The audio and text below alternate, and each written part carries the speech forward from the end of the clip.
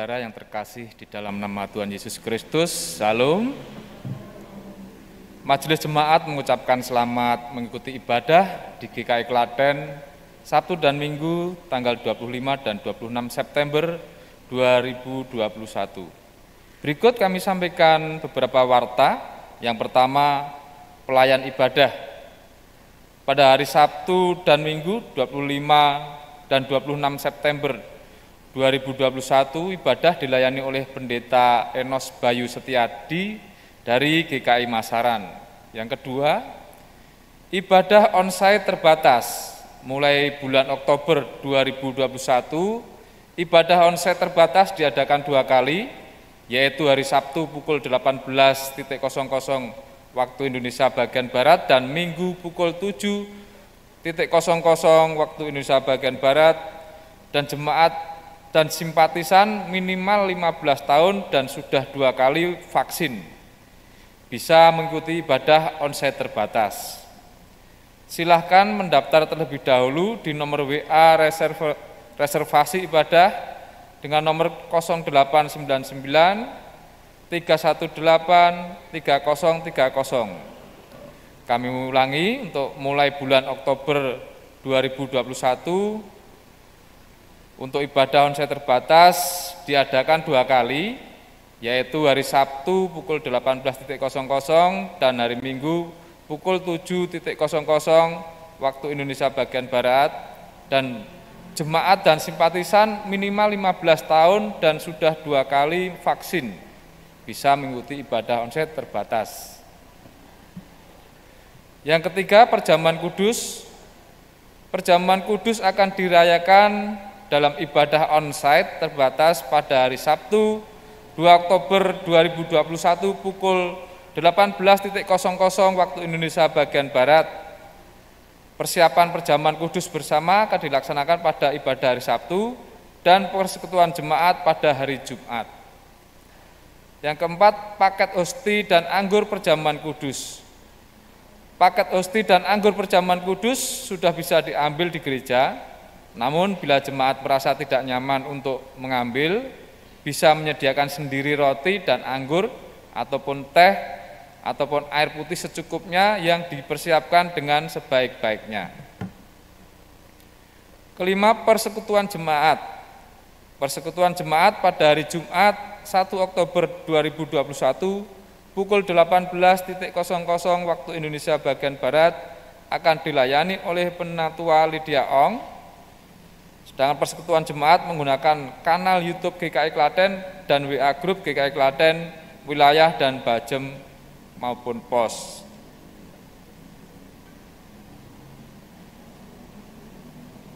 Kemudian Majelis Jemaat GKI Klaten mengucapkan selamat ulang tahun kepada anggota jemaat yang berulang tahun pada minggu ini. Tuhan memberkati, selamat beribadah, dan Tuhan memberkati. Biarlah semuanya memuji-muji Tuhan, sebab hanya namanya saja yang tinggi luhur. Keagungannya mengatasi bumi dan langit. Ia telah meninggikan tanda umatnya, menjadi puji-pujian bagi semua orang yang dikasihinya. Bagi orang Israel, umat yang dekat padanya, haleluya.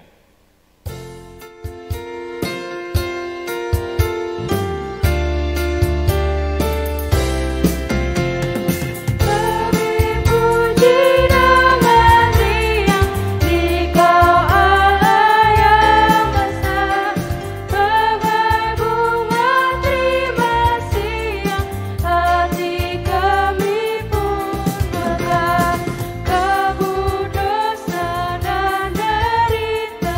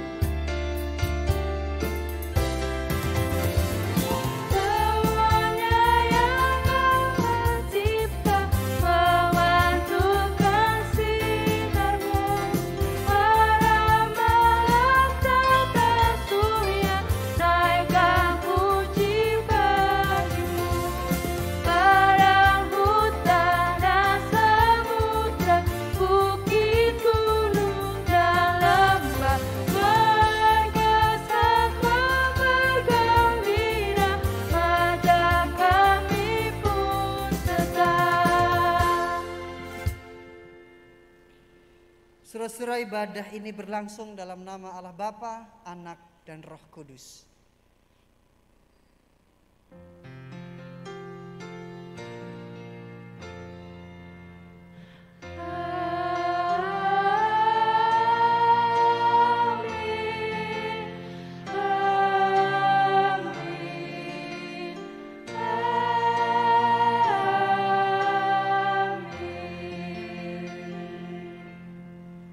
Tuhan beserta saudara. Dan beserta saudara juga.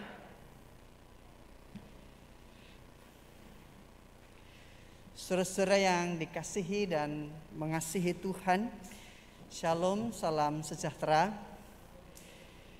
Perkenalkan, nama saya Enos Bayu Setiadi, saya melayani di GKI Masaran Sragen.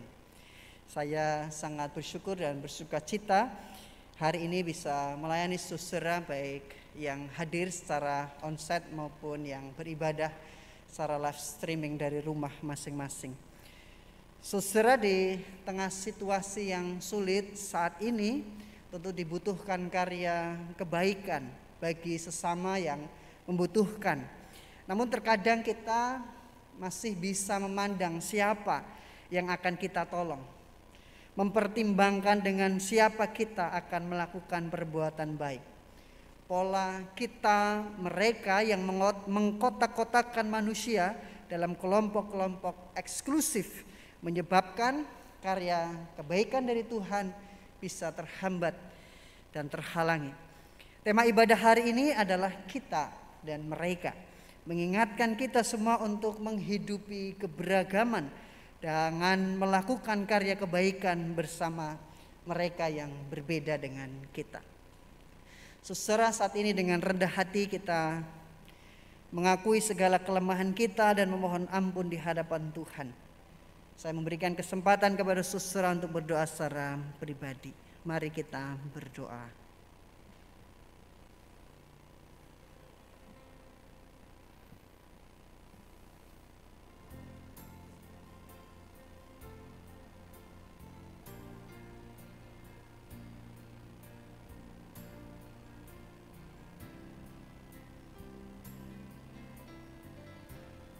Tuhan, kami menyadari kelemahan dan keterbatasan kami untuk hidup dalam panggilan-Mu, untuk berkarya di tengah keberagaman. Kami masih bersikap eksklusif dalam melakukan kebaikan dan kasih. Ampuni kami atas kelalaian ini Tuhan. Mampukan kami untuk menghidupi keberagaman dan berkarya, memberikan kebaikan tanpa memandang perbedaan. Di dalam nama Tuhan Yesus yang mengasihi kami berdoa. Amin.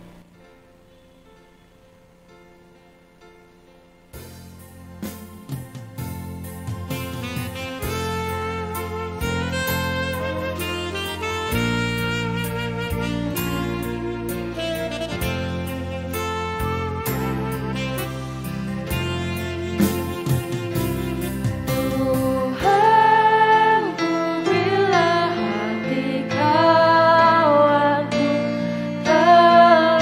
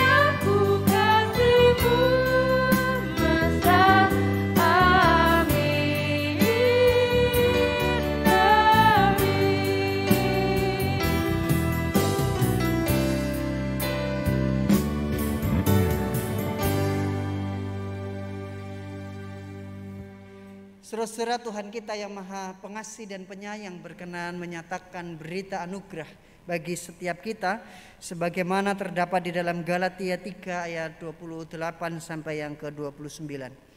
Dalam hal ini tidak ada orang Yahudi atau orang Yunani, tidak ada hamba atau orang merdeka, tidak ada laki-laki atau perempuan, karena kamu semua adalah satu di dalam Kristus Yesus.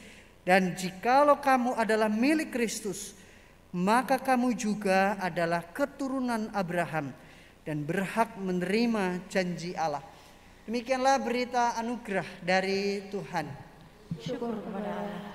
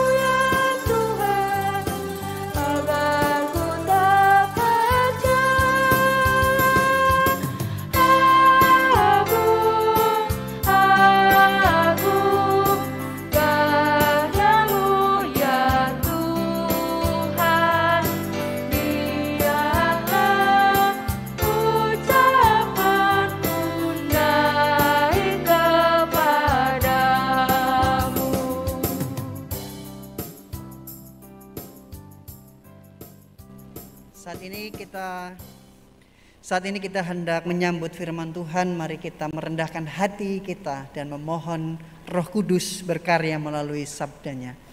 Mari kita berdoa.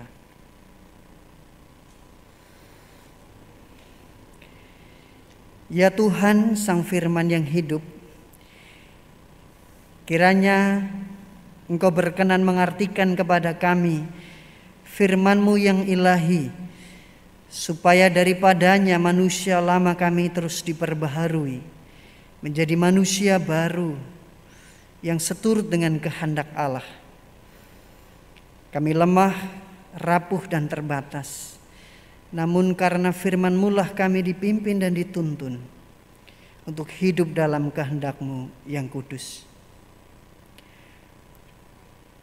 Di dalam nama Tuhan Yesus Kristus kami menyambut firman-Mu. Amin.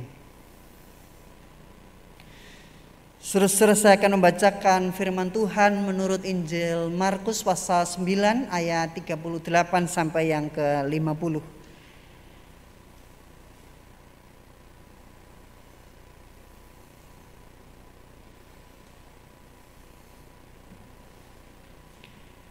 Kata Yohanes kepada Yesus, "Guru, kami lihat seorang yang bukan pengikut kita mengusir setan demi nama-Mu. Lalu kami cegah orang itu karena ia bukan pengikut kita." Tetapi kata Yesus, "Jangan kamu cegah dia, sebab tidak seorang pun yang telah mengadakan mujizat demi nama-Ku dapat seketika itu juga mengumpat Aku. Barang siapa tidak melawan kita, ia ada di pihak kita.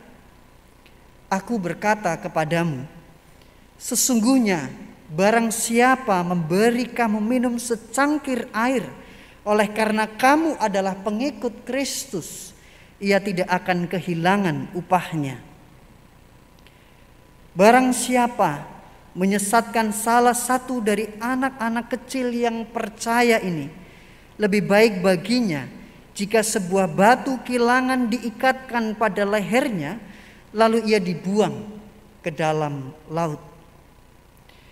Dan jika tanganmu menyesatkan engkau, penggalah, karena lebih baik engkau masuk dalam hidup dengan tangan kudung daripada dengan utuh kedua tanganmu dibuang ke dalam neraka, ke dalam api yang tak terpadamkan. Di tempat itu ulatnya tidak akan mati dan apinya tidak akan padam. Dan jika kakimu menyesatkan engkau, penggalah, karena lebih baik engkau masuk ke dalam hidup dengan timpang daripada dengan utuh kedua kakimu dicampakkan ke dalam neraka. Di tempat itu ulatnya tidak akan mati dan apinya tidak akan padam. Dan jika matamu menyesatkan engkau, cungkilah, karena lebih baik engkau masuk ke dalam kerajaan Allah dengan bermata satu daripada dengan bermata dua dicampakkan ke dalam neraka, di mana ulat-ulat bangkai tidak mati dan api tidak padam.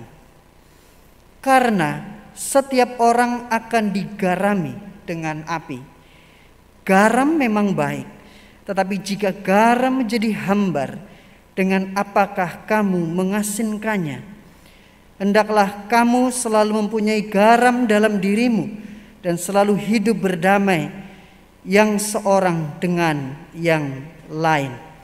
Demikianlah Injil Tuhan Yesus Kristus. Berbahagialah setiap kita yang mendengarkan firman Allah dan memelihara dalam kehidupan kita sehari-hari. Haleluya.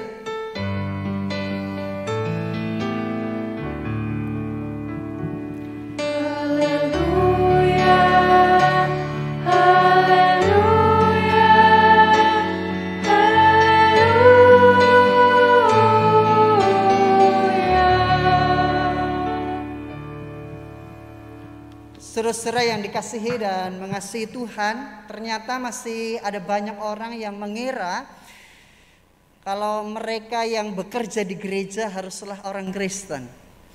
Nyatanya ada banyak gereja, khususnya GKI yang saya ketahui, ada banyak karyawan yang memang bukan Kristen. Dan tahukah saudara bahwa mereka yang bekerja di Lembaga Alkitab Indonesia tidak semua orang Kristen. Lembaga Alkitab Indonesia, tempat mencetak ratusan mungkin jutaan Alkitab dan disebarkan. Dan dari Alkitab itu firman Tuhan kita hayati saudara. Tetapi nyatanya ada banyak orang yang bukan Kristen ikut terlibat. Dari yang mencetak Alkitab sampai yang memberi indeks Alkitab dari Kejadian sampai Wahyu. Mereka adalah orang yang beragama lain, bahkan hafal dari Kejadian sampai Wahyu, ditempel oleh orang-orang yang bukan Kristen. Sampai saudara ekspedisi dan porter yang harus mengantarkan Alkitab ke pelosok-pelosok juga bukan semuanya orang Kristen. Dalam hal aksi kemanusiaan di tengah masyarakat, banyak sekali relawan yang juga bukan hanya orang Kristen. Ada banyak mereka yang berbeda agama. Bahkan agama, suku, budaya dan lain sebagainya semua bersatu untuk melakukan kebaikan, untuk memberi bantuan demi kemanusiaan. Mereka bukan pengikut Kristus, tetapi kehidupan mereka mencerminkan ajaran dan sikap dari Tuhan Yesus. Nah, menurut saya ini keren sekali, saudara. Hal-hal yang dalam kehidupan itu bertujuan untuk kebaikan dan kemanusiaan. Apabila kita mau bekerja sama dengan mereka yang berbeda, tentu ini akan menjadi hal yang luar biasa baik. Nah, kalau soal kerjasama lintas iman dan kemanusiaan, saya tahu bahwa GKI Klaten selalu terdepan. Setidaknya saya mengenal dari Bapak Purnawan dan Pendeta Lukas yang selalu update ya tentang kegiatan kemanusiaan. Nah, saudara, di sisi lain ternyata masih ada orang-orang yang picik, menganggap bahwa karya kebaikan dan kasih Tuhan itu sebagai hak milik pribadi dan dimonopoli oleh mereka sendiri. Karya kebaikan itu haruslah menjadi milik gereja sendiri. Jadi hak paten dan royaltinya adalah dari gereja, milik gereja. Saudara, hal ini sama seperti sikap Yohanes di dalam bacaan kita. Ketika para murid melihat ada seorang yang melakukan eksorsisme, mengusir setan, dan ternyata bukan dari kalangan ke-12 murid, bukan mereka yang bersama-sama dengan Tuhan Yesus, ini menjadi sesuatu yang aneh buat Yohanes.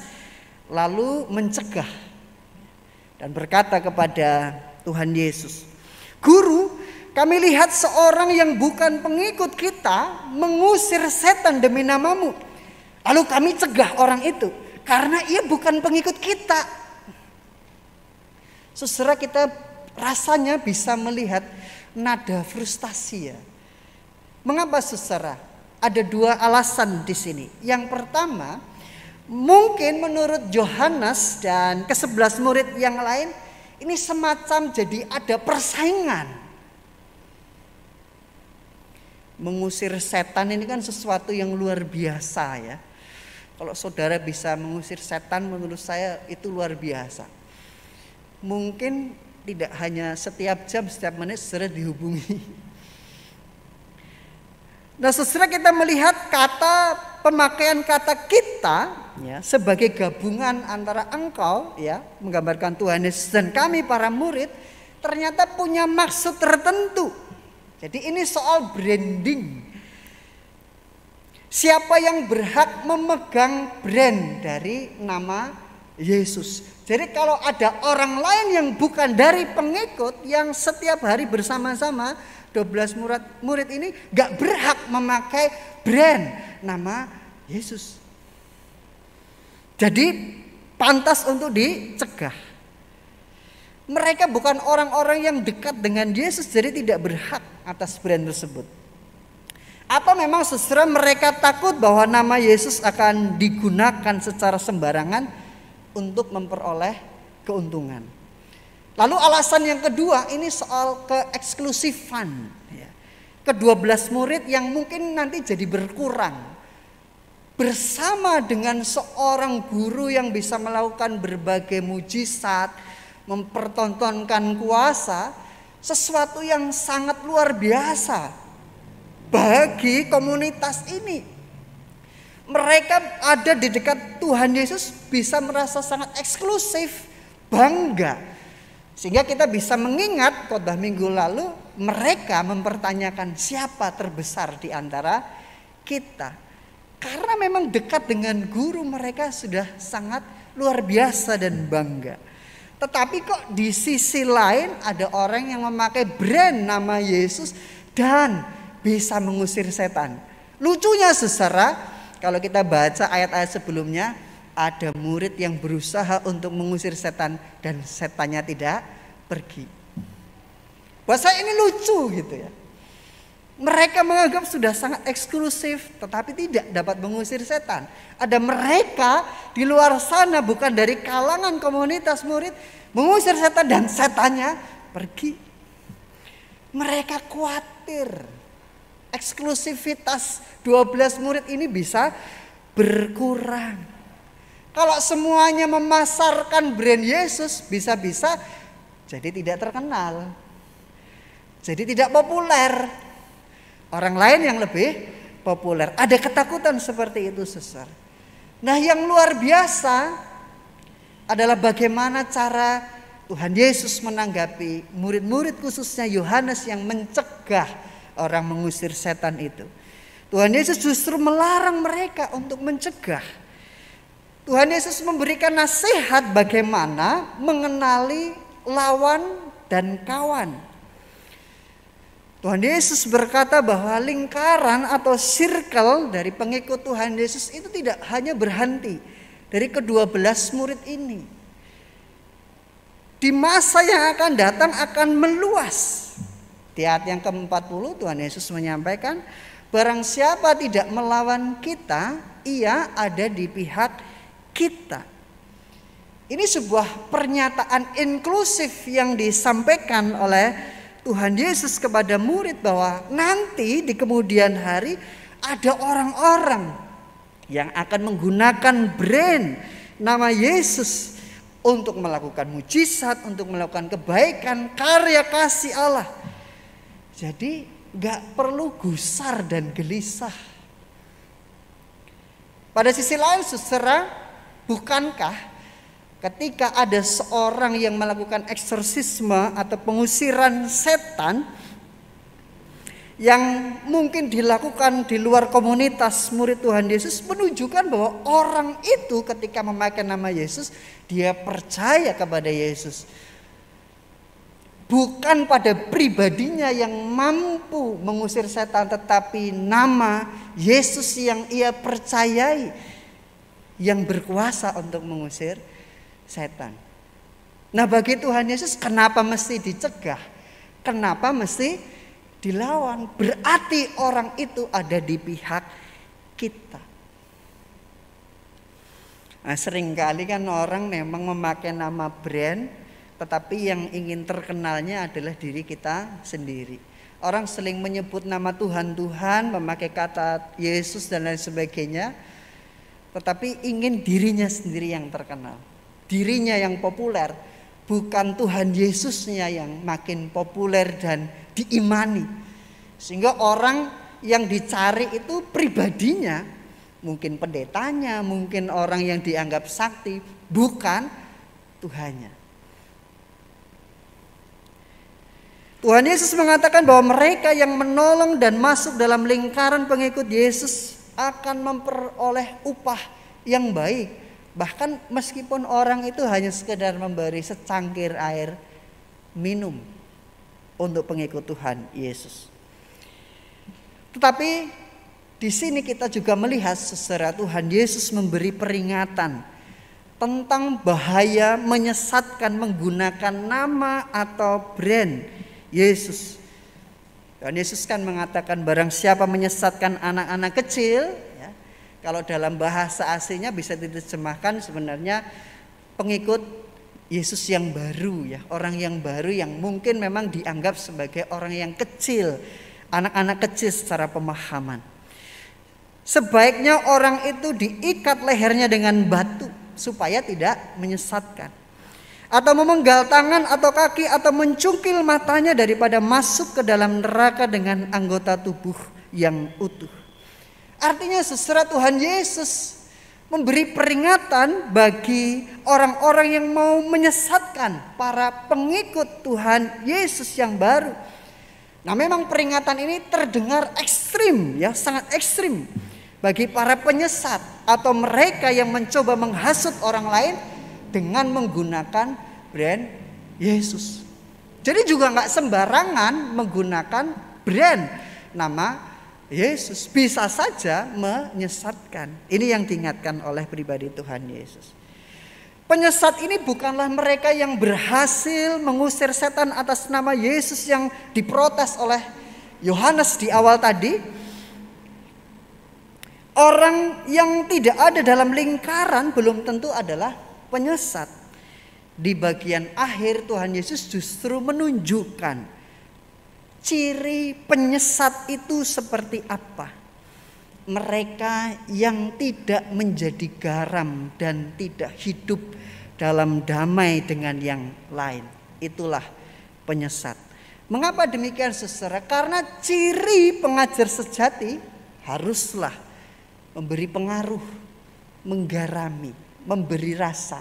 Dan juga orang yang membawa damai, bukan orang yang mendatangkan perselisihan dan konflik.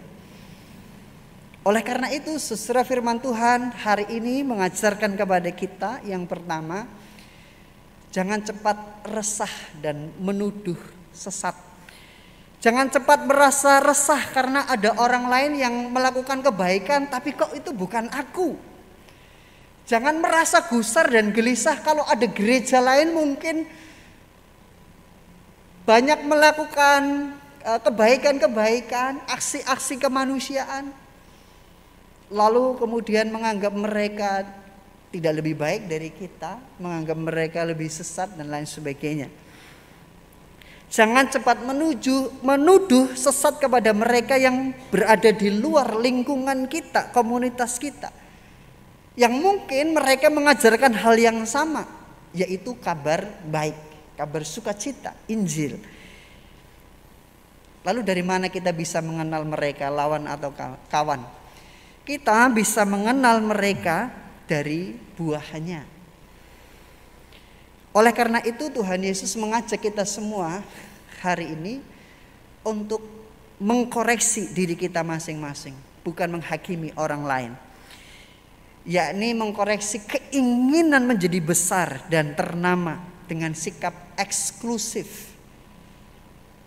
Seorang Kristen pun dapat menjadi batu sandungan ketika ia sibuk mencari kehormatan diri sendiri dan membatasi karya Allah bagi sesama. Oleh karena itu, untuk mencegahnya, Tuhan Yesus memberikan pilihan yang lebih baik, meskipun pilihan itu terasa berat dan ekstrim. Daripada kita menyesatkan, lebih baik mengambil tindakan yang preventif. Ya, meskipun mungkin menyakitkan, tetapi menjadi lebih baik daripada mendapatkan siksaan yang kekal. Ya, lebih baik berlatih agar akar-akar kejahatan yang kita biasa lakukan itu bisa dicabut dari diri kita dan kita bisa hidup dalam bahagia yang kekal. Yang kedua, mari kita bersama-sama berbagi ruang, berbagi kesempatan, dan memberi kepercayaan. Ketika ada orang lain yang ingin mengekspresikan diri melalui kebaikan, mari kita beri ruang kepada mereka. Mungkin ada anggota jemaat, ada saudara dan sahabat kita ingin mengekspresikan rasa syukurnya kepada Tuhan dengan menggebu-gebu, mari kita berikan ruang. Jangan dihalangi, sepanjang itu adalah kebaikan, mari kita beri kesempatan dan beri kepercayaan. Meskipun itu adalah orang-orang muda yang dianggap, wah ini kurang pengalaman, tapi dia mau jadi ketua panitia Natal mungkin sebentar lagi, gak apa-apa, it's okay. Berbagi ruang, berbagi kesempatan dan beri kepercayaan. Yang ketiga, saudara, mari berkolaborasi. Di tengah perbedaan dan keberagaman dan juga di tengah dunia yang menurut kita sedang murung dan sakit ini, kita perlu berkolaborasi dengan orang lain, kelompok, komunitas, siapapun mereka yang mungkin berbeda dengan kita. Yang penting kebaikan, pemulihan atas kehidupan ini yang sedang sakit itu bisa terjadi. Dan kasih Allah bisa dirasakan oleh banyak orang. Kasih Allah tidak lagi menjadi eksklusif, tetapi kasih yang terus menyebar. Maka saudara kiranya kehadiran kita tetap memberi arti di konteks masyarakat kita, yaitu menggarami. Kita sudah menjadi garam, tetapi apakah kita mau menggarami atau tidak? Dan mari kita membawa damai dimanapun kita berada. Amin. Tuhan Yesus memberkati. Saat hening sejenak bagi kita.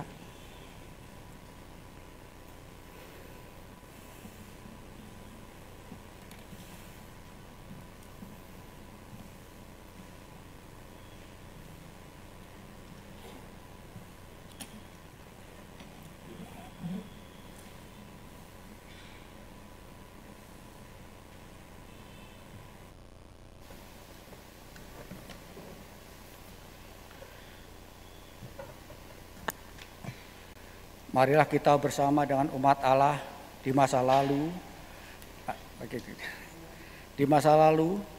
masa kini dan masa depan mengingat pengakuan pada baptisan kita menurut pengakuan iman rasuli. Aku percaya kepada Allah, Bapa yang Maha Kuasa, Khalik langit dan bumi, dan kepada Yesus Kristus, Anak yang tunggal Tuhan kita, yang dikandung dari Roh Kudus, lahir dari anak darah Maria, yang menderita sengsara, di bawah pemerintahan Pontius Pilatus, disalibkan, mati dan dikuburkan, turun ke dalam kerajaan maut. Pada hari yang ketiga, bangkit pula dari antara orang mati, naik ke surga, duduk di sebelah kanan Allah, Bapa yang Maha Kuasa, dan dari sana ia akan datang untuk menghakimi orang yang hidup dan yang mati. Aku percaya kepada Roh Kudus, gereja yang kudus dan am, persekutuan orang kudus, kebangkitan orang mati, dan hidup yang kekal. Amin. Kami persiapkan untuk duduk kembali. Formulir persiapan perjamuan kudus. Dalam ibadah hari Sabtu dan Minggu 2-3 Oktober 2021, kita akan merayakan perjamuan kudus dalam ibadah onsite terbatas. Untuk menyambut dan ikut serta dalam perayaan itu, marilah kita mempersiapkan diri secara bersama-sama. Pertama, pada perjamuan malam terakhir, Kristus menghendaki kita merayakan perjamuan kudus untuk mengenangnya.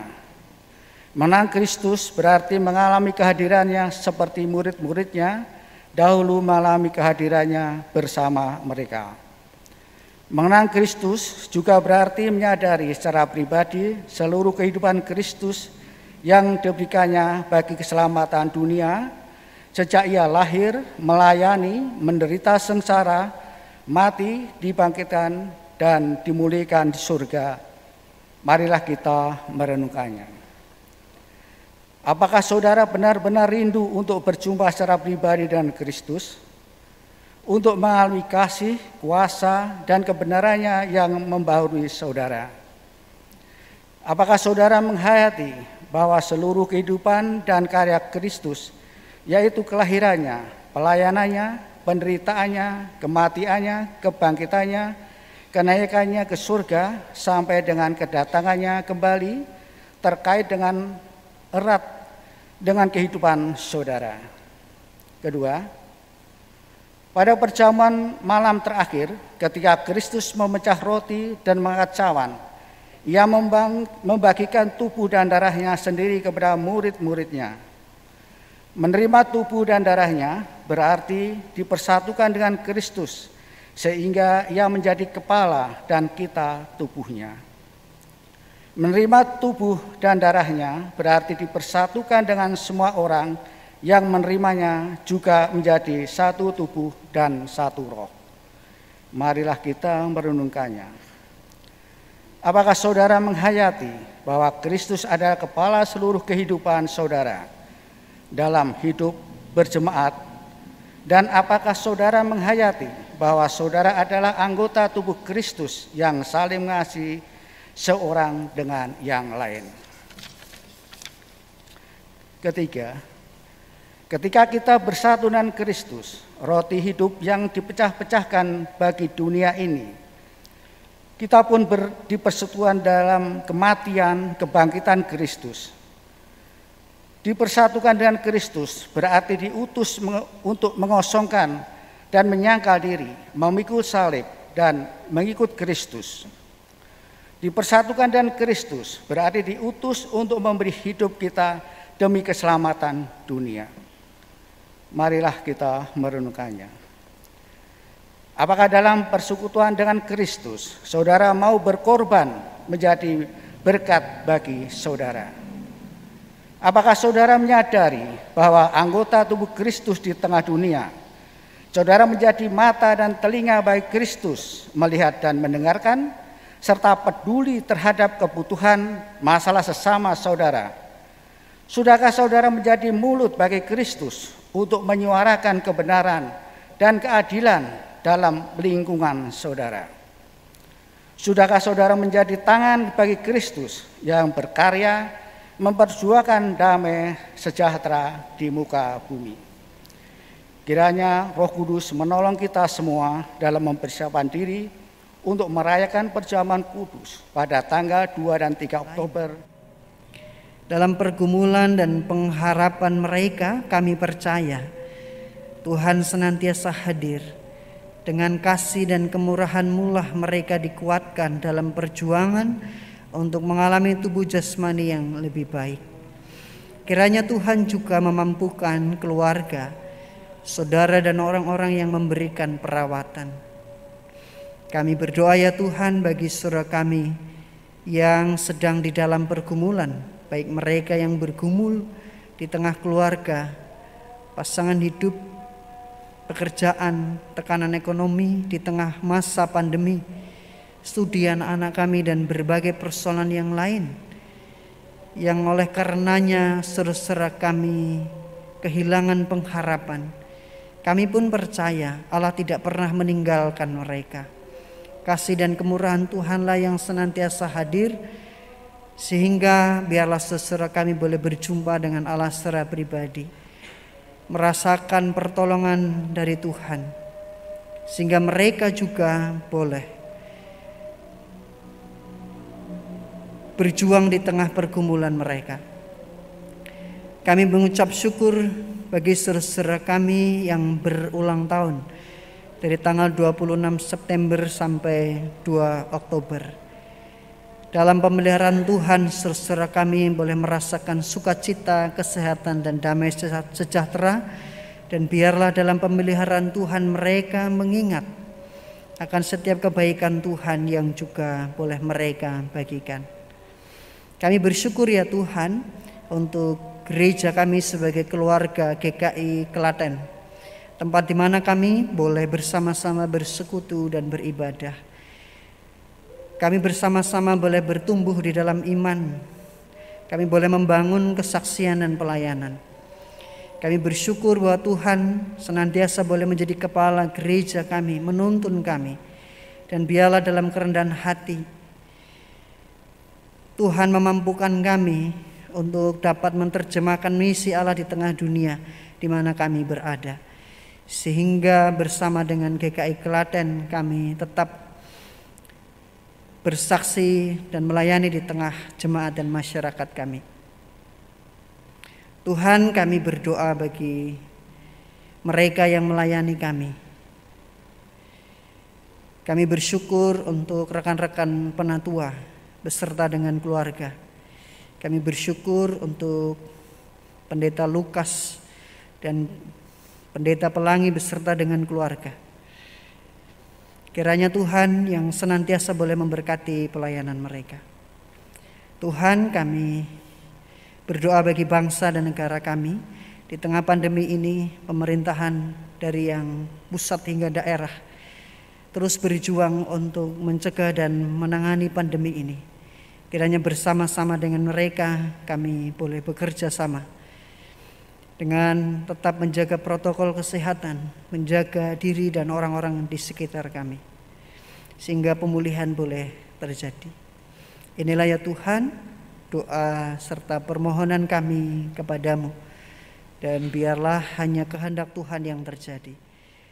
Di dalam nama Tuhan Yesus Kristus yang mengajarkan kami berdoa.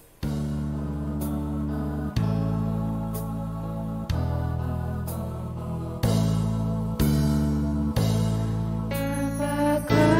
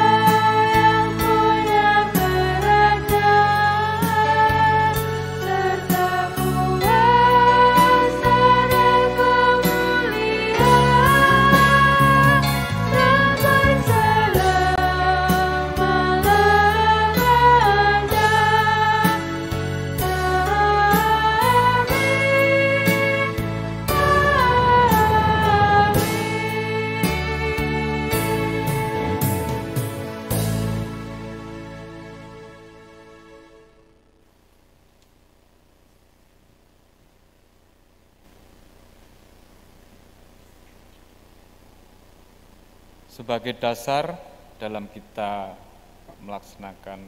menyerahkan persembahan kita bacakan dari Efesus 5 ayat 2. Hiduplah di dalam kasih, sebagaimana Kristus juga telah mengasihi kamu dan telah menyerahkan dirinya untuk kita sebagai persembahan dan kurban yang harum bagi Allah.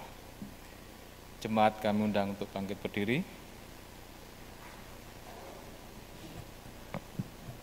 Kita naikkan persembahan kita di dalam doa.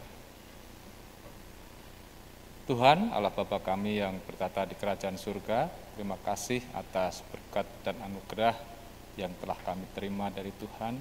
Terima kasih terutama anugerah kehidupan yang boleh kami jalani di dunia ini. Terima kasih atas segala kebutuhan yang telah Tuhan cukupkan, bahkan berlebih. Sebagai rasa syukur atas begitu besar kasih setia Tuhan untuk kebutuhan kami, saat ini kami menyerahkan persembahan. Berkatilah ya Tuhan agar layak di hadapan Tuhan dan bisa kami gunakan sebagai kehidupan berjemaat kami di wilayah Klaten ini khususnya. Tuhan juga berikan kami kekuatan untuk mempersembahkan kehidupan kami bagi kemuliaan nama Tuhan. Ampunilah segala dosa-dosa kami ya Tuhan, jika di dalam persembahan ini terselip dosa dan kesalahan. Dalam Putra-Mu yang tunggal Tuhan Yesus Kristus, kami berdoa dan mengucap syukur. Amin.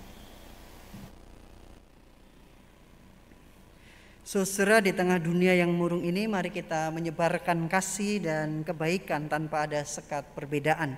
Di tengah dunia yang gelap dan samar ini, Tuhan memanggil kita untuk bersinar. Dengan demikian setiap orang yang menerima kasih-Mu dapat merasakan kasih Allah. Yesus menginginkan daku bersinar baginya.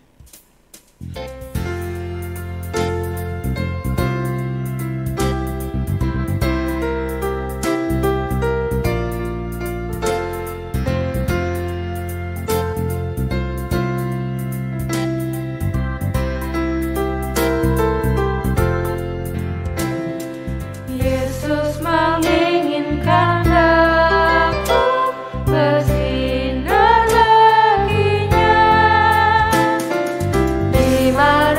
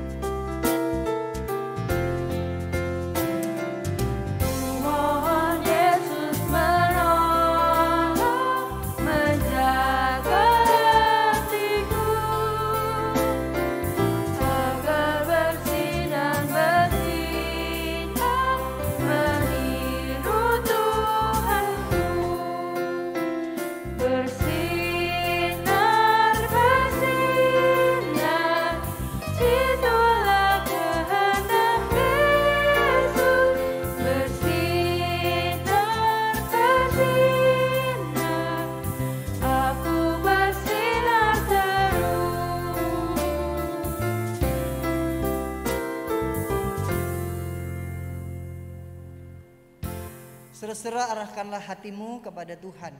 Kami mengarahkan hati kami kepada Tuhan. Jadilah saksi Kristus. Syukur kepada Allah, Terpujilah Tuhan. kini dan selamanya. Terimalah berkat dari Tuhan. Kiranya Allah memberkatimu dengan senyuman dan tawa yang membuat dunia lebih indah, dengan tangis dan air mata yang membuat derita sesama lebih ringan untuk ditanggung, dengan kisah iman dan kidung pengharapan yang membuat perjalanan hidupmu tak sepi dan membosankan, dengan keberanian dan suara nyaring untuk mempersaksikan Allah yang tak pernah menyesal telah mencintai dunia. Kiranya Allah Bapa, Anak dan Roh Kudus merengkuh dan melingkupimu, mengasuh dan mendewasakanmu, memandangmu dan tersenyum padamu, kini dan selamanya. Amin.